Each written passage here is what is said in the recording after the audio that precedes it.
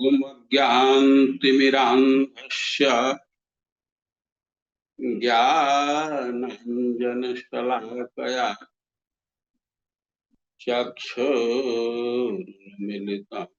येन तस्मै श्रीगुरवे नमः। हे कृष्ण करुणा सिंधु दीनबन्धो जगत्पते गोपेश गोपिका कांत राधा कांत नमस्तुते।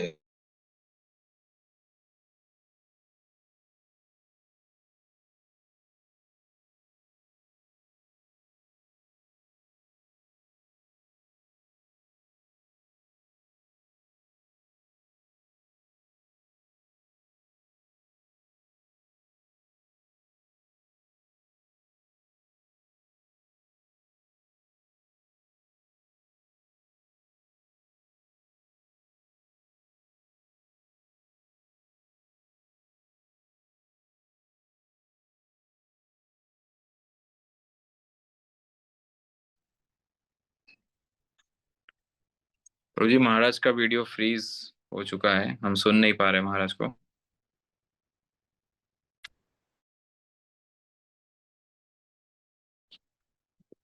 डिस्कनेक्ट हो चुके हैं महाराज जी, शायद इंटरनेट की समस्या है। तो आप सभी बने रहिए महाराज जी, अभी पुनः ज्वाइन करेंगे हमें।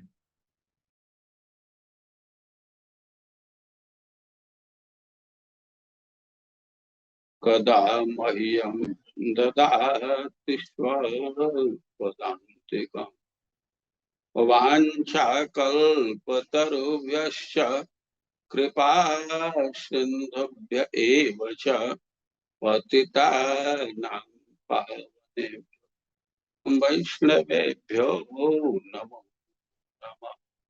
जय श्री कृष्ण चैतन्य प्रभो नित्यानंद श्री अद्वैत गदाधर श्रीवासादि भक्तवृंद। हरे कृष्णा कृष्णा कृष्ण हरे हरे हरे राम हरे राम राम राम हरे हरे।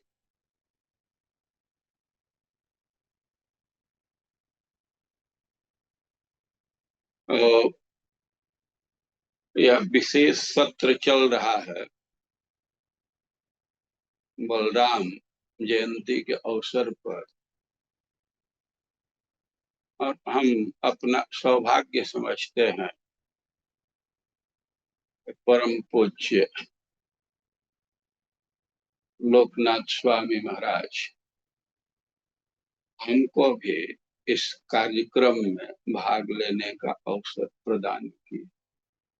वे आत्मीयता बस स्नेह बस हम लोगों को भी उसमें डाल देते हैं। महाराज श्री से यही प्रार्थना है कि अपने आत्मीयता को ऐसे ही बनाए रखें। हम लोग कल सुन रहे थे कि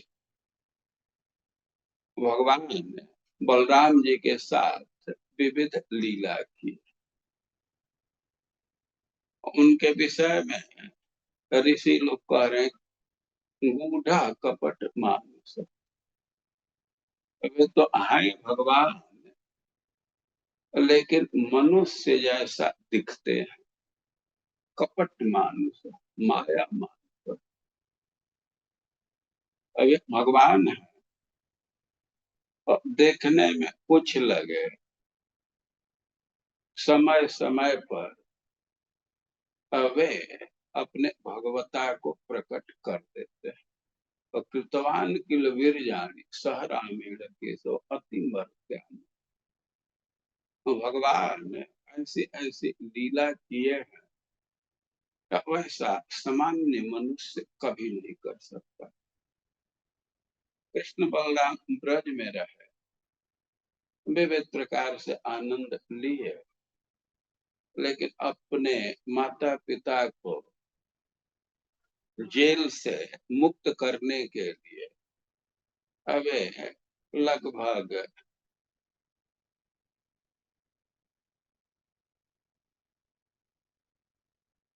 11 साल की अवस्था में मथुरा चले गए। मथुरा में वे रहे, लेकिन अब कुछ ऐसी परिस्थिति आई, वे मथुरा से द्वारका चले। और कृष्ण बलराम द्वारका तो चले गए, लेकिन ब्रजवासी उनके लिए बहुत कातर थे, बड़े उनके दर्शन के लिए उत्सुक थे। और कृष्ण बलराम भी अपने संबंधियों के दर्शन के लिए बहुत उत्कंठित थे। लेकिन कुछ ऐसी परिस्थिति थी कि कृष्ण आने में सक्षम नहीं थे।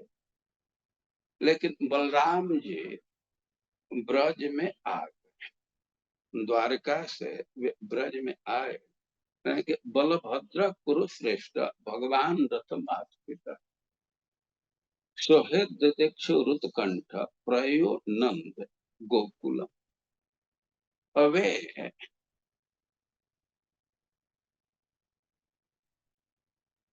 उत्कंठ सोहेद दिक्षु अपने संबंधियों को देखने के लिए बहुत उत्कंठित।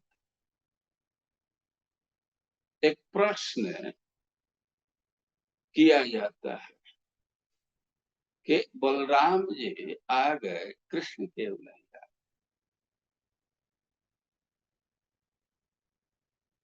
और बलराम जी ब्रजवासियों के विरह को नहीं सहन कर पाए।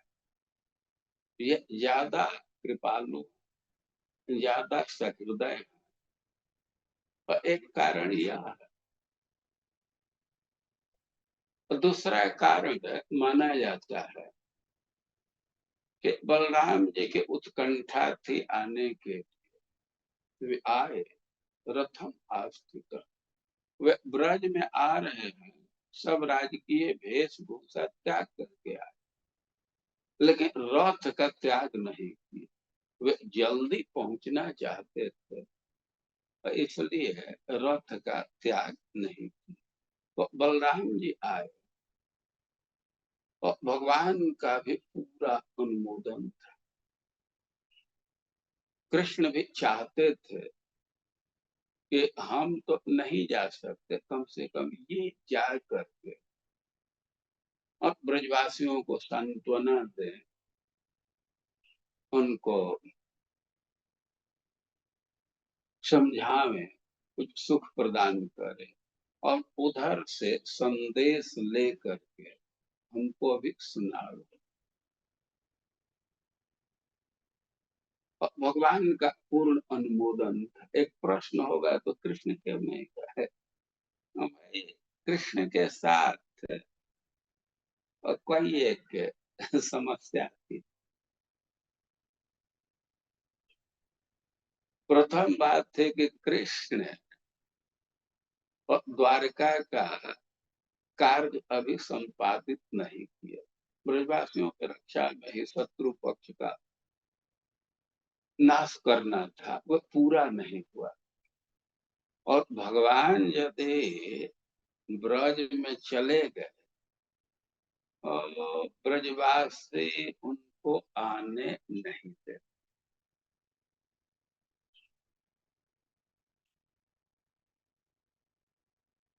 और बलराम जी गए तो वे आए। एक प्रश्न होगा कि बलराम जी को कैसे छोड़ दिए, जब कृष्ण को नहीं छोड़ सकते, बलराम जी को कैसे छोड़ दिए? देखिए, उद्धव जी को भगवान भेजे, मथुरा में थे कृष्ण, तभी उद्धव जी को भेजे। वे ब्रजवासियों के संताप को समझ रहे थे, विरह के कष्ट को समझ रहे थे, सांत्वना देने के लिए उद्धव जी उनको सांत्वना दिए, लौट करके आए।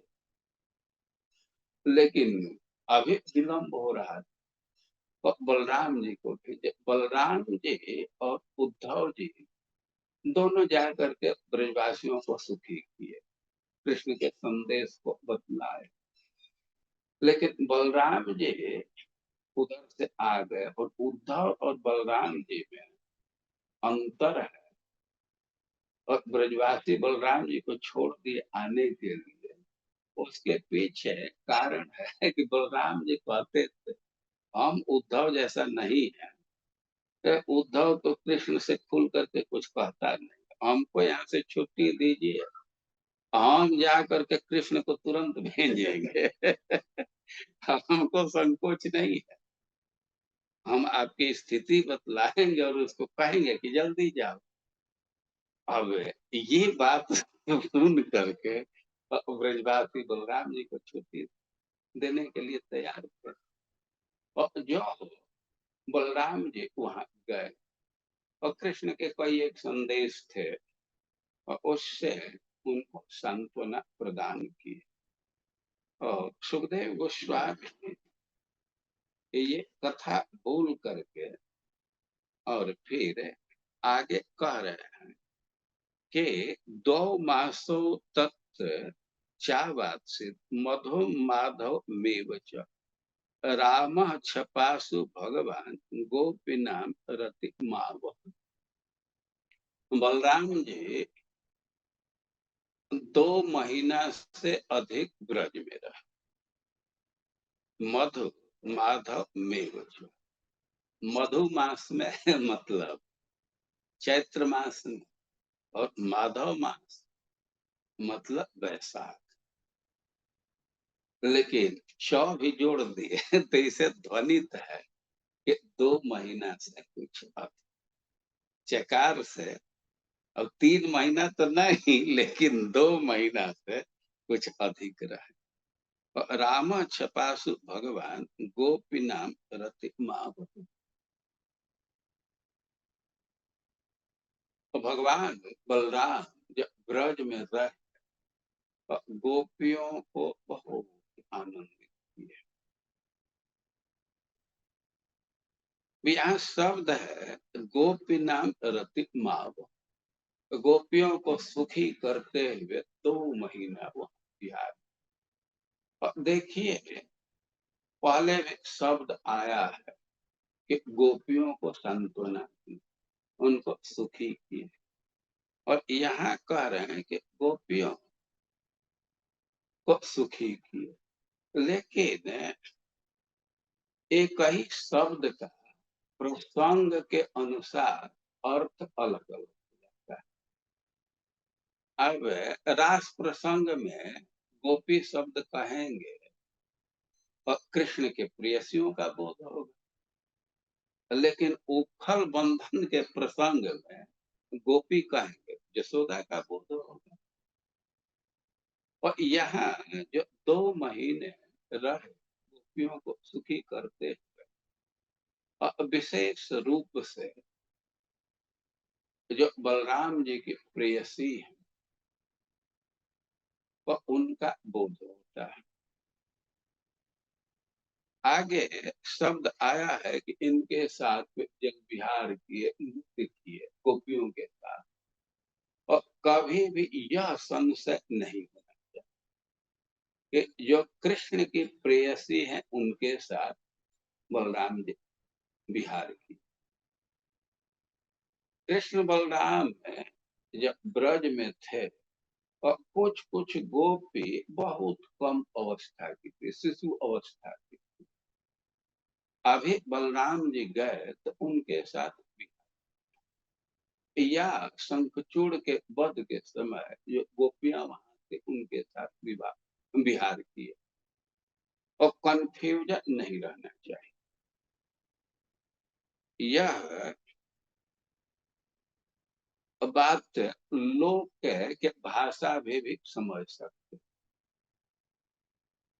ये प्रचलित भाषा इधर, अरे कुछ माल वाल रखे हो, पॉकेट में माल है। तो अब यहाँ माल का अर्थ आप समझ रहे हैं, यहाँ सीधा पैसा से आदमी इसका संबंध जोड़ रहा है, यही पूछ रहा है ना, पॉकेट में कुछ माल है और घर बना रहे, बाद में कहते हैं, माल गिर रहा है। वहां माल का तो अर्थ बदल गया ना। अब जो निर्माण के लिए वस्तु है, ईटा है, गट्टी है, उसको माल कहते, यही कहते हैं ना। और इसी शब्द को दूसरे जगह कहते हैं, और 8-10 माल रखे हैं, उससे दूध दही का काम चल जाता है। तो वहां माल का अर्थ गाय भैंस है। समझ रहे हैं? तो माल शब्द तो एक ही है, लेकिन प्रसंग के अनुसार तो अर्थ बदल रहा है। तो यहाँ गोपी शब्द का ही प्रयोग हुआ, लेकिन स्पष्ट समझना चाहिए कि कृष्ण प्रेयसियों से भिन्न गोपियां। तो कह रहे हैं कि पूर्ण चंद्र कलामृष्टे कौमदी गंध वायुना यमुनोपवनेरे में सेवित स्त्री गणेर वृत। स्थान का निर्देश कर रहे हैं यमुनोपवन, यमुना के उपवन में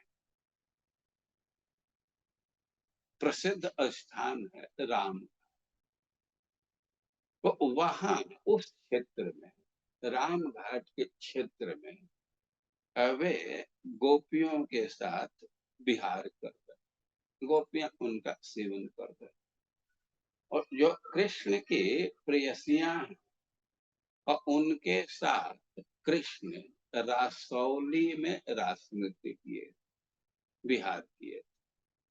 और रासौली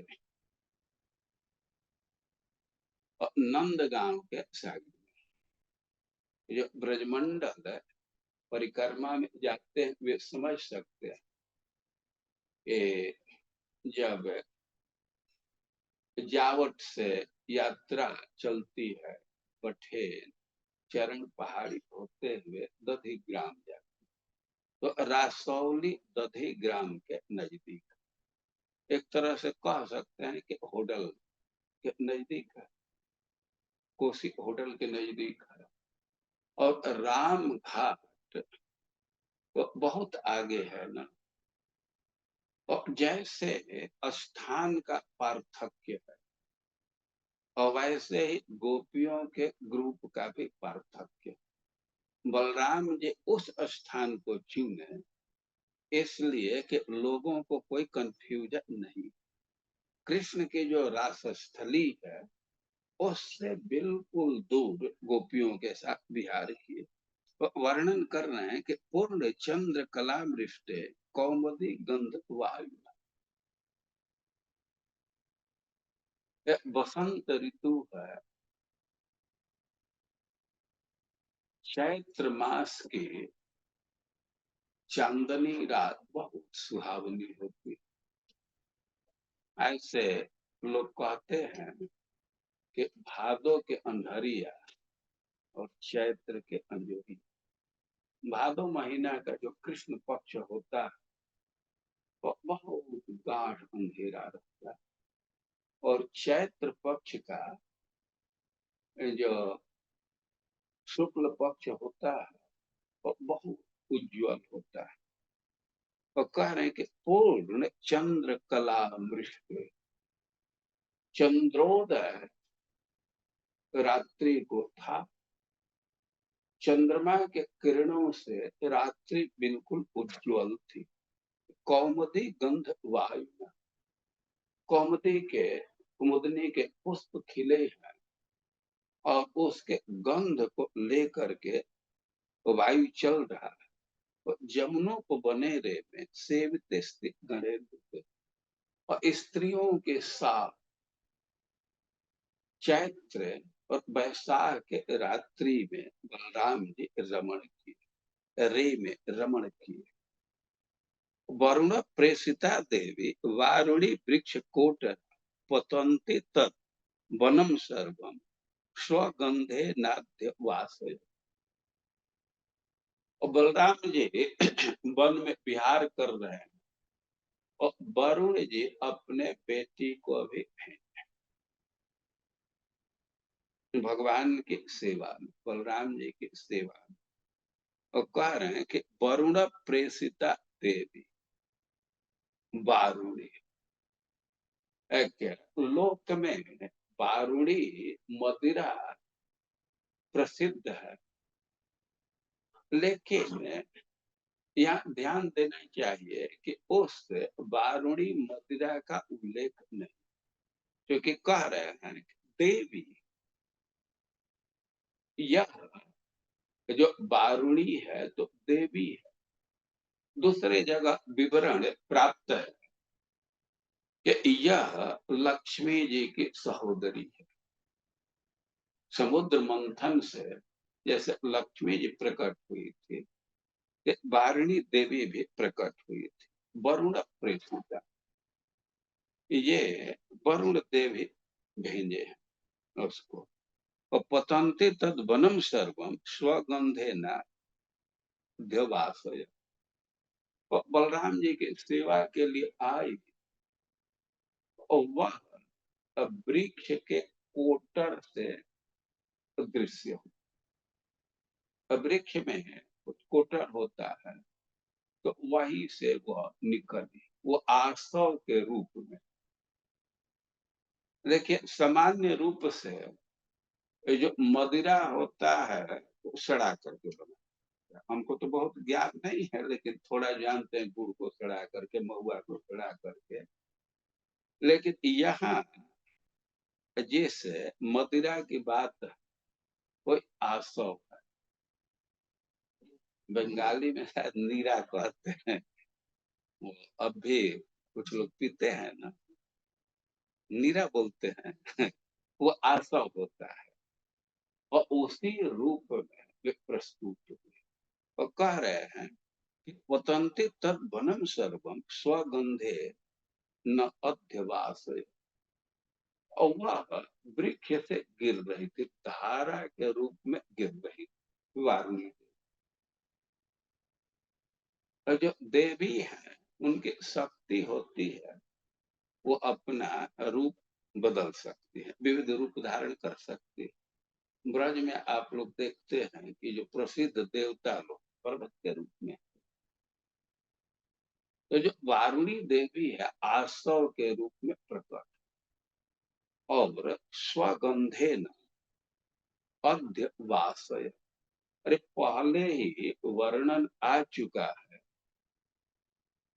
कि वह क्षेत्र कौमुदी के गंध से व्याप्त था, लेकिन यहाँ कह रहे हैं कि जो वारुणी देवी आई तो स्वगंधे न, अपने गंध से अधिक वास, बहुत अधिक रूप से सुगंधित कर दी। और समझना चाहिए कि पहले से सुगंध व्याप्त था, लेकिन वारुणी मदिरा आई और इसका गंध और अधिक था, और तीव्र गंध फैल गया। तम गंधा मधुधाराया वायुनोपहृतम बल, वह गंध का स्वभाव है कि वह वायु के सहारे फैल जाता है। तो कह रहे हैं कि वायुनोपहृतम, बलराम जी तो विहार कर रहे हैं और आशव गिर रहा है धारा के रूप में, उसका गंध फैल रहा है, तो बलराम जी को भी वह गंध प्राप्त हुआ। वायुनोपहृतम, तो आघ्राय उपगत तत्र, ये भी बलराम जी सूंघे उस गंध को, तो आगत तत्र, वही आ गए, ललना भी समम पपो, और स्त्रियों के साथ, युवतियों के साथ खूब उसका पान किया। एक प्रश्न होगा, भाई वो आसव है और पीने की इच्छा है, तो वहां से मंगा करके पीना चाहिए। देखिए गंध से व्यक्ति प्रभावित हो, लोग जग जाता है। लोग गुड़ का गंध सूंघते हैं तो कलवार में चले जाते हैं खाने के लिए। हाथी वगैरह हैं तो गंध सूंघ करके जंगल छोड़ करके ऋषिकेश के रोड पर आ जाते हैं। और बलराम जी के विषय में कह रहे हैं कि आग्राय उपगत गंध सूंघ है तो वहीं पर।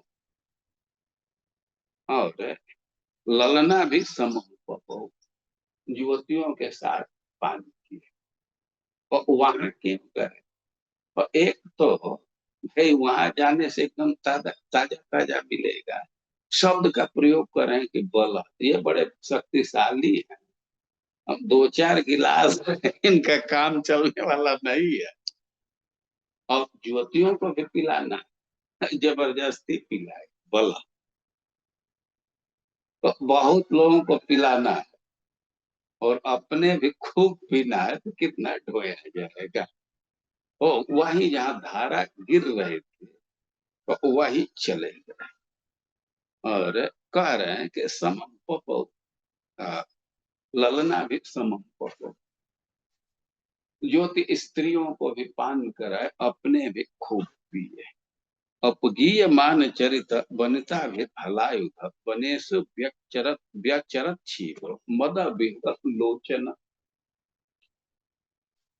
पान कर लीजिए तो भाई नीरा हो या जो हो, नशा तो उसका चल, क्योंकि खूब पिए। और नशा चढ़ने पर आंख का स्थिति बदल आंख की स्थिति बदल जाती है और घूर्णन आ जाता है आंख में, आंख घूमने लगता है, मतवाला आदमी हो जाता है। जब नशा चढ़ जाता है तो आंख से पता चल जाता है। मद विहवत लोचन, आंखों में घूर्णन थी। और स्त्रियां बलराम जी के पराक्रम का वर्णन कर रहे थे। हलायुध, ये हल लिए थे और वन में खूब विचरण कर रहे थे। व्यचरण, वन के विभिन्न क्षेत्रों में जा रहे थे। और उन पर नशा चढ़ा है। स्रग भी एक कुंडल, उनके एक कान में कुंडल और कोई एक माला पहने हुए। मत्तो वैजयंतया च मालय, पांच रंग के फूल से या पांच रंग के मणि से जो माला बनाए गए और कोई एक माला धारण किए। और बिभ्रत स्मित मुखाम्भोज श्वेत प्राले भूषित, और वन में घूम रहे हैं। वो चैत महीना है, वैशाख महीना है। वो बहुत देर तक घूमे तो उनके मुख पर पसीना आ गया। वो पसीना तो लेप जैसा लग रहा है। उससे बलराम जी का सौंदर्य में निखार ही आ रहा। स्मित मुखाम हो गया, वो प्रसन्न थे। उनका मुख तो ऐसे ही कमल के समान है और उस पर स्मितता मुस्कान था जो बहुत सुंदर लग रहे। अब पसीना हो रही है। स आज भाव जमुना जल क्रीड़ार्थ ईश्वर, तो ईश्वर है जमुना जी को बुलाए, उनको जल विहार करना। तो यमुना जी को बुलाए इधर आ जाओ। लेकिन निजम वाक्यम अनादृत्य मत इत्य अपगाम बल अनागता फलाग्रेण कुपित विजकर। लेकिन यमुना जी नहीं।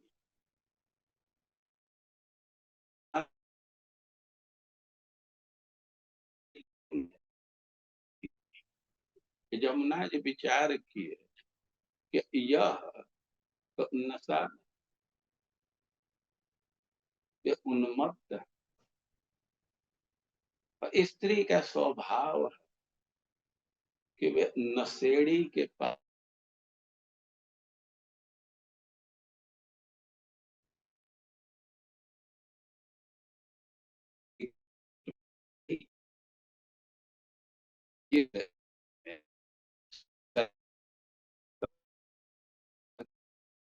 स्त्रियां आ जाती हैं, वोट मिल जाता है। कोई एक जगह का ऐसा जाता है। और स्त्री के स्वभाव में है कि जो नशा में मत है, तो उसके पास जाना नहीं चाहती। और बलराम जी जमुना जी को बुला रहे हैं कि वह ना जगा, वो जमुना जी के पास नहीं है कि मत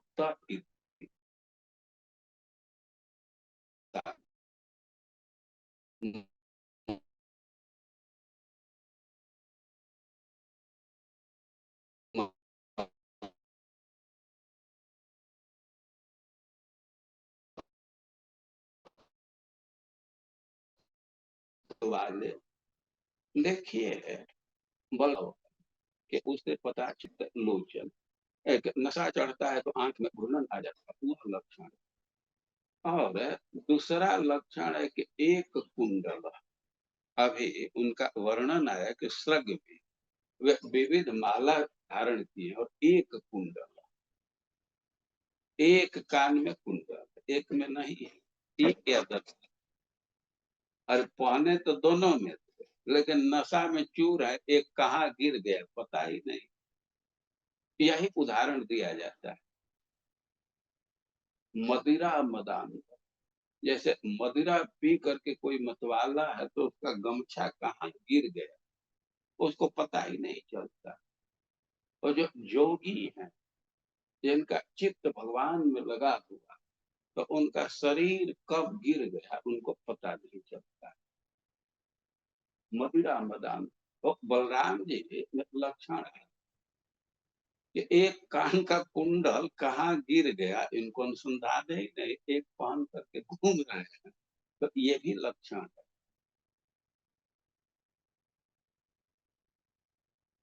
और दूसरा सबसे बड़ा प्रमाण है यमुना जी के पास, वो विचार कर रही कि सामान्य व्यक्ति होता, होश में होता, तो नदी को बुलाता। अरे नॉर्मल वे तो यह है कि किसी को स्नान करना या विहार करना तो नदी के पास जाता है। कहीं ऐसा होता है कि कोई नदी को ही बुलाया और वे बुला रहे हैं इधर आ जाओ इधर आ जाओ, ये तो पक्का प्रमाण है कि नशा में है। सामान्य स्थिति में नहीं, नहीं तो नदी को नहीं बुलाते। बहुत लोगों को भ्रम हो जाता है। परम पूज्य लोकनाथ महाराज एक दिन पहले, मतलब आज से 2 दिन पहले ये बतला रहे कि भगवान को तो वही समझ पाता जिसका भगवान वर्ण करते। नायम आत्मा बलहीने न लभ्यते, बलराम जी की कृपा चाहिए। और बलराम जी के साथ तो ऐसा अनेक बार होता है जिनके दृष्टि बाह्य है, और बलराम जी को नहीं समझ पाते। श्रीमद् भागवतम में शंकरषण देव की स्तुति करते ये कहा गया है कि असदृश प्रतिभातिमाय क्षीबे मध्वा सोताम्रचन, जिनकी दृष्टि बाह्य है और उनके लिए शंकरषण देव दिखते कि उनके आंख लाल लाल ताम्र लोचन और छिब ये मतवाले हैं। लेकिन सच्चाई यह नहीं, बलराम जी तो इतने मृदु, इतने सुशीतल, इतने आकर्षक कि न नागबद्धर ईसिरे हृया तत्पादयो स्पर्शन धर्षतेन्द्रिया। जब नाग पत्नी भगवान के पूजा के लिए जाती है और उनके पास बहुत बहुत सामग्री है, नाग लोग बहुत धनी लोग माना जाता है और नाग की पत्नियों के पास बहुत बहुत आभूषण, तो वे शंकरषण देव की पूजा करना चाहते। स्त्रियों का स्वभाव है, टिकती हैं, पहनाती हैं, क्या क्या करती है। लेकिन वे जाती हैं तो संकर्षण देव के चरण का स्पर्श की, और चरण का स्पर्श करते ही उनके हृदय में काम विकार उदित हो जाता है। इतने सुखद है उनका स्पर्श। अब वे तो लज्जित हो जाती है, क्योंकि हमारे इष्ट देवता, इनको पता चल जाए कि ये काम भाव से ग्रसित है, तो ये कैसा सोचेगा, तो पूजा छोड़ करके भाग जाती। चरण छूते ही धर्षित इंद्रिया, उनके इंद्रियों में उत्तेजना आ जाती है और लज्जा बस वे पूजा पूर्ण नहीं कर पाती। ऐसा सुखद, ऐसा आकर्षक बलराम जी का व्यक्तित्व है। लेकिन असत दृश्य जिनके दृष्टि बाह्य, और उनको तो लगता है कि मतवाले हैं, आंख लाल लाल है, नशा में है, तो ऐसा होता है।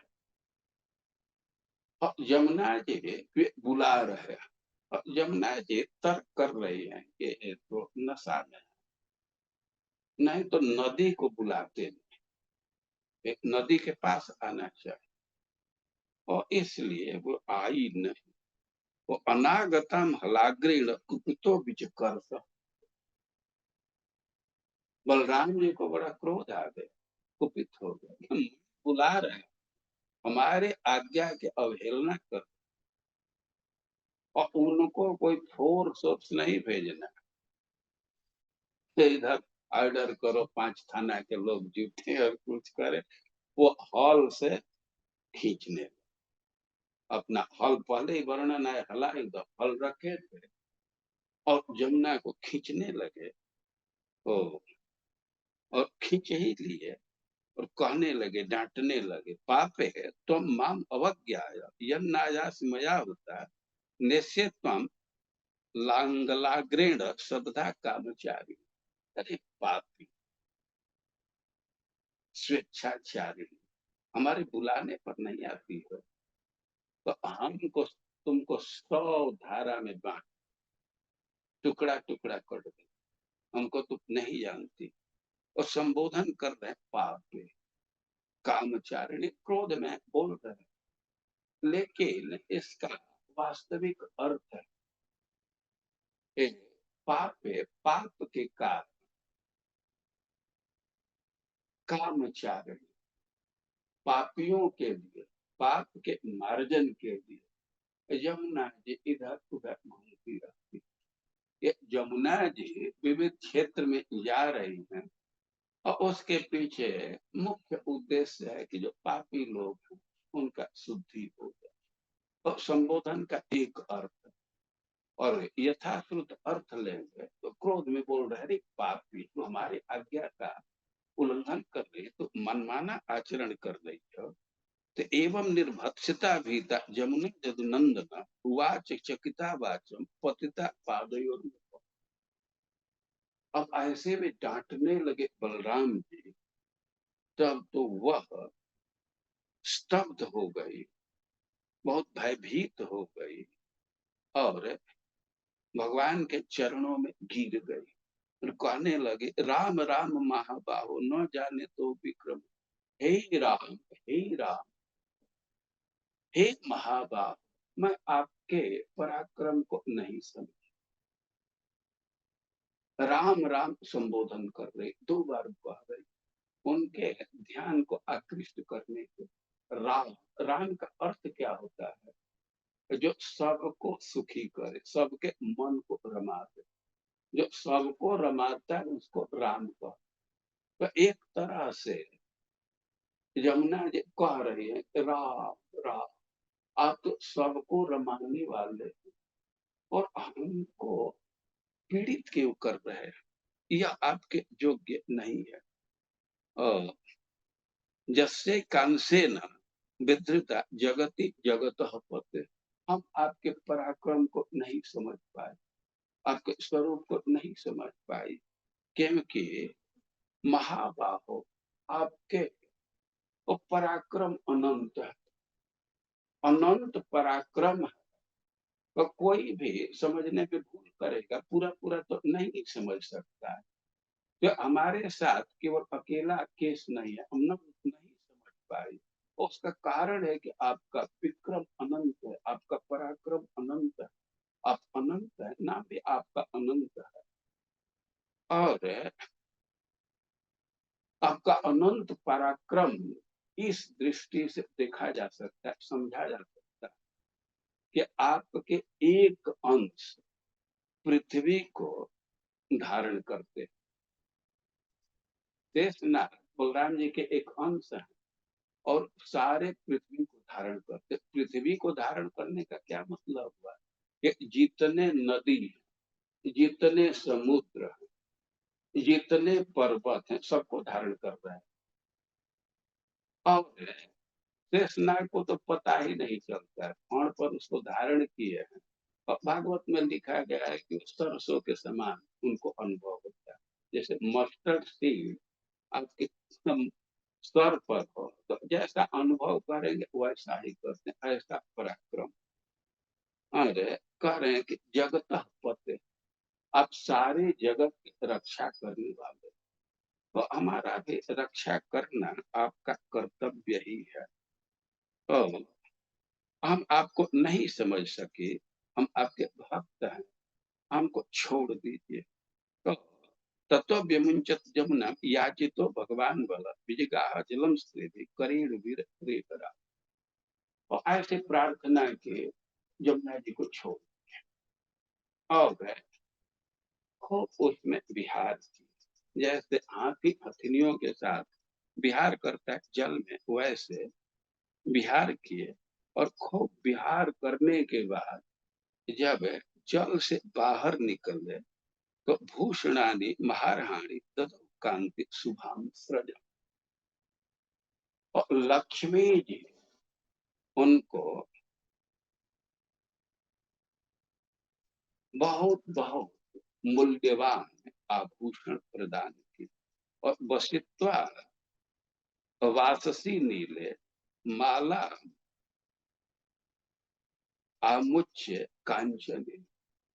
और सोने के कमल का माला वे जब जल से बाहर निकले तो कांति, कांति मतलब लक्ष्मी। और लक्ष्मी का परिचय समझना चाहिए कि लक्ष्मी जी का एक अंश है। जो चतुर्व्यूह है, वासुदेव संकर्षण प्रद्युम्न अनिरुद्ध, तो जो संकर्षण की पत्नी है और उसी के एक अंश यहाँ पर आई है, उसी को कांति कहा गया।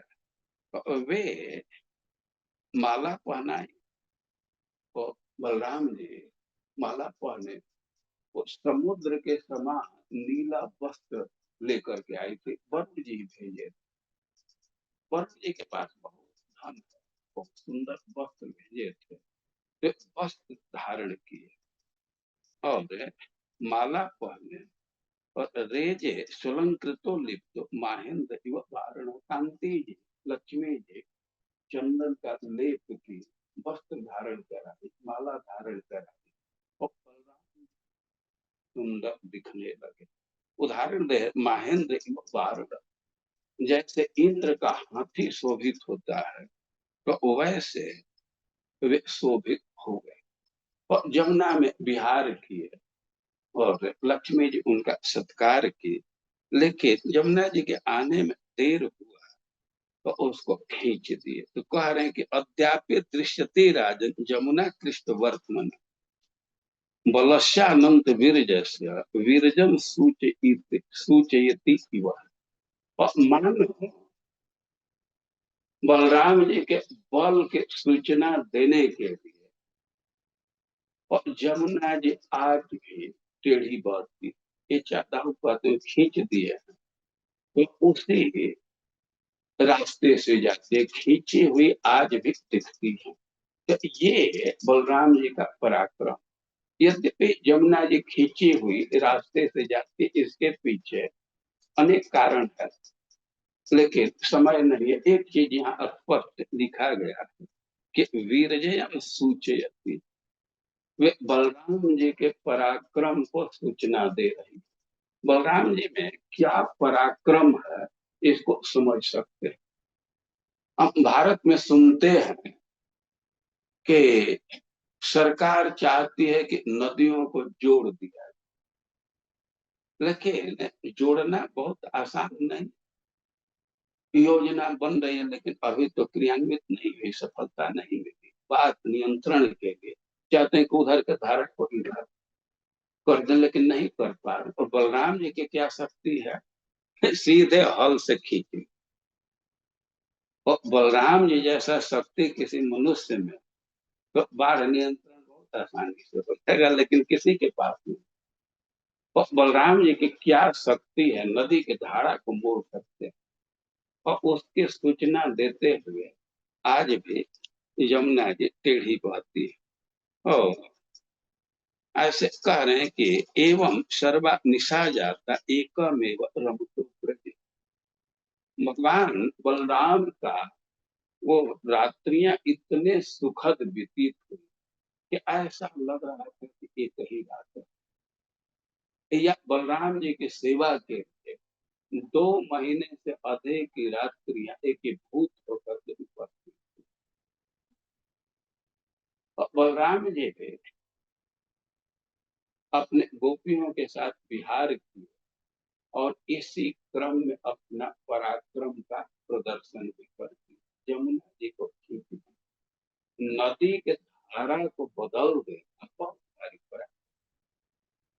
और कृष्ण बलराम लीला करते मनुष्य जैसा, लेकिन अति वर्ष इस चेष्टि पर कभी कभी दिखा देते हैं हम सामान्य मनुष्य नहीं, ये भूल नहीं करना। और भगवान बलराम के इस लीला में हम देख रहे हैं अति मर्त्या में भगवान वह कार्य करते हैं जो सामान्य मनुष्य नहीं कर। सामान्य मनुष्य की क्षमता के परे। और बलराम जी विविध लीला किए हैं। कल एक दो लीला का और हम लोग श्रवण करें।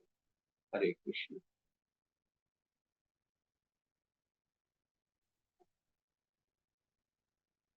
बहुत बहुत धन्यवाद जी महाराज जी, आपके इस संग सानिध्य और बलराम जी की लीलाओं का रसपान पाने। सभी भक्तों से अनुरोध है कि हमारी परंपरा पद्धति से महामंत्र का उच्चारण करके हम परम पूज्य श्री वृंदावन चंद्र गोस्वामी महाराज का हृदय पूर्वक आभार व्यक्त करते हैं आज के इस सत्र के लिए। हरे कृष्ण कृष्ण कृष्ण हरे हरे, हरे राम राम राम हरे हरे। तो कल पुनः हम तृतीय सत्र में महाराज जी का संग्रह प्राप्त करेंगे और बलराम जी की कुछ अधिक और विशेष लीलाओं का श्रवण करेंगे। और फिर परसों बलराम जयंती के दिन हमें पुनः गुरु महाराज जी का संग प्राप्त होगा। गुरु महाराज जी के मुखारविंद से हम बलराम कथा का श्रवण करेंगे। पुनः महाराज जी आपके चरणों में आभार और दंडोत अर्पण करते हुए आज के सत्र को यही विराम देते हैं। श्री हरिनाम प्रभु की जय, श्री श्री कृष्ण बलराम की जय, श्री वृंदावन धाम की जय, श्रील प्रभुपाद की जय, परम पूज्य श्री लोकनाथ स्वामी गुरु महाराज की जय, परम पूज्य श्री वृंदावन चंद्र गोस्वामी महाराज की जय। वांछा कल्पतरुभ्यश्च कृपा सिंधुभ्य एव च पतितानां पावनेभ्यो वैष्णवेभ्यो नमो नमः। अनंत कोटि वैष्णव वृंद की जय।